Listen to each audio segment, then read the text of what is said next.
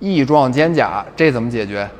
这脚翘特明显，中间背你从这儿看上去，这里凸的特别明显，这怎么解决啊？特简单，来，轻轻咳嗽一声，双手向前，欢迎光临。对，尽量往远伸啊，然后把手往远伸，举过头顶。OK， 保持这种向远伸的感觉啊，慢慢把手落回来。哎，对，往远伸，往远伸，往远伸。哎，这变平了有吗？上背这个细节就出来了，学会了吗？赶紧试试。